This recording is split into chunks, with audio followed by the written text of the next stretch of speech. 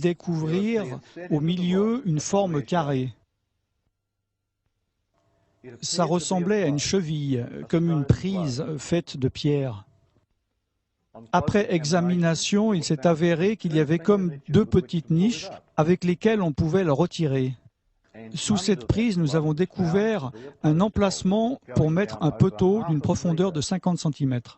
En fait, une profondeur de 23 pouces et demi dans la roche. En fait, un trou carré avec une cheville par-dessus le scellant. Nous avons cette cheville en notre possession. Il y avait plusieurs objets dans cette chambre.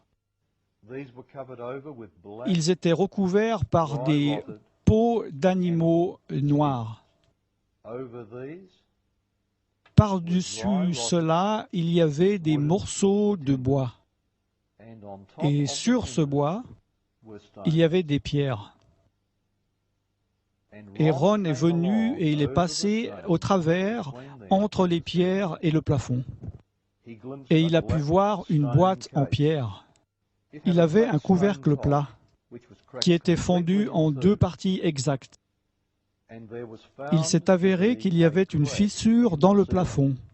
La fissure du plafond était alignée exactement avec la fissure sur le couvercle. La fissure descendait de la roche, continuait invisiblement dans l'air et ensuite recommençait. C'était très étrange. Cette fissure continuait sur 6 mètres dans le rocher. La terre trembla, les rochers se fendirent. Au moment de la mort de Jésus-Christ, les rochers se fendirent et le sang coula sortant de son côté, coula le long de ses jambes, le long de ses pieds, a coulé dans le trou du poteau et dans la fissure du rocher qui avait été ouverte pour le recevoir, et directement sur le couvercle de la boîte en pierre. Et cela a aspergé le propitiatoire à l'intérieur de cette boîte en pierre, le siège de miséricorde de l'actuelle arche de l'Alliance. Comment savons-nous cela? Car la fissure a été examinée avec soin et a démontré qu'une grande quantité de sang avait coulé à l'intérieur. C'est encore là-bas, et c'est du sang humain. Voici ma question. Vous avez dit que vous aviez donné le sang de notre Seigneur à être examiné par un laboratoire israélien. Quels ont été les résultats? Ok, très rapidement. Du sang sec, c'est du sang mort. Tout le monde sait ça. Ils font des tests sur le sang des pharaons et des momies. Il y a certaines choses qu'ils peuvent faire, mais ils ne peuvent pas faire un compte des chromosomes, en tout cas pas par des méthodes que je connaisse. Tout est en évolution, mais moi je ne dis pas que je connais tout. Néanmoins, à ma connaissance, il est impossible de connaître le nombre de chromosomes depuis du sang séché. On peut retirer de l'ADN, mais pas des chromosomes. Cela concerne les globules blancs. Tout d'abord, dans cette analyse, j'ai pris le sang et je l'ai amené dans un laboratoire en Israël. Je me suis renseigné avec un de mes collègues où se trouvait un bon laboratoire, digne de confiance. Ils m'ont dit, là-bas c'est bien, donc j'ai dit OK. J'ai dit, prenez ce sang, s'il vous plaît, et analysez-le, et dites-moi, qu'est-ce que vous pouvez m'en dire? Ils m'ont dit, on va le reconstituer, on va le mettre à température ambiante. Pendant 72 heures, on va le mettre dans une douce centrifugeuse. J'ai dit, super, ça c'est votre affaire, mais moi j'aimerais être là quand vous l'analyserez.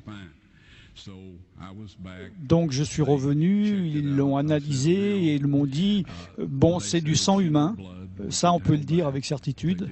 Ils ont fait les tests appropriés. Alors je leur ai dit, prenez un peu des cellules blanches pour une analyse et gardez-le à la température du corps pour 48 heures. Ils m'ont dit, ça ne sert à rien car le sang est mort. Je leur ai dit, est-ce que, s'il vous plaît, vous pouvez quand même le faire? Et ils ont dit, OK, on le fera. J'ai dit, je veux être là quand vous le retirez et que vous l'examinerez.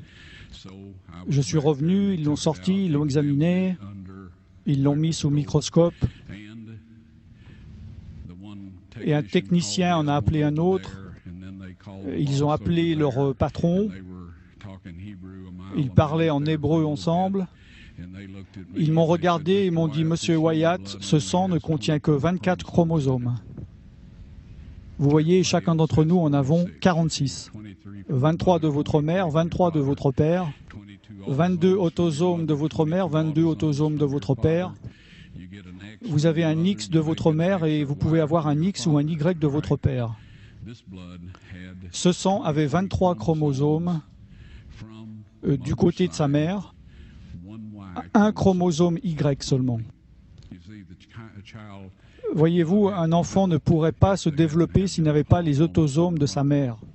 Donc toutes ces caractéristiques physiques avaient été déterminées du côté de sa mère, ses autosomes. Son côté mâle a été déterminé par ce Y qui est venu d'une source qui n'était pas d'un mâle humain. Ensuite, ils m'ont dit, ce sang est vivant. Et ils m'ont demandé, c'est le sang de qui?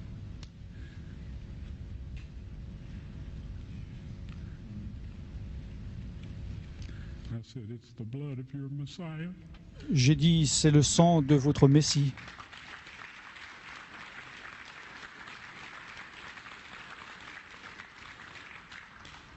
Et je peux vous dire que la vie de ces hommes ont changé.